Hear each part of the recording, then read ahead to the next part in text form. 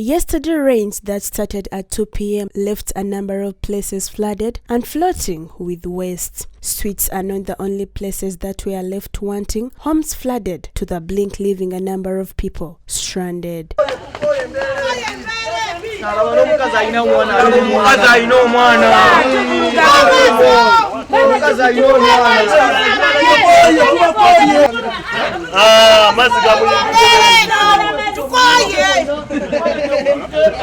Kalere Road started construction is said to be a contributing factor.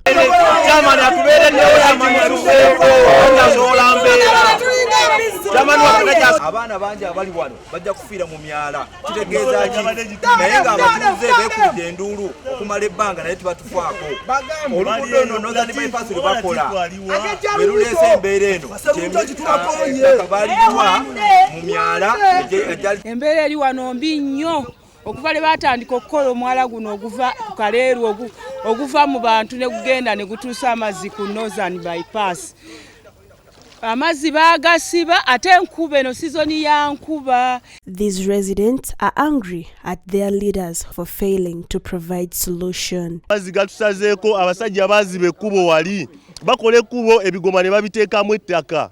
Kyokka emyala bagiziba gyonna abakulembeze baffe bali eyo ku division teri n'omu yali ayiseeko wanene kujja tugamba nti ki emyala bagizibuku. Meya yali eyo ku Ggombolola atudde tumukubira omulanga naye tebajjangako wanene okutukola ki kutusimira myala. Ennyonjo zizo zonna zijjudde mazzi, obucaafu buva mu kaabuyonjo budde eno ng'era we mulabye amazzi gajjudde kitegeeza obucaafu bugenda. Bali eri batudde mu ofiisi zaabwe bajabuzisa bakalulu otegeera baddemu bajje. Government's hope has been called for.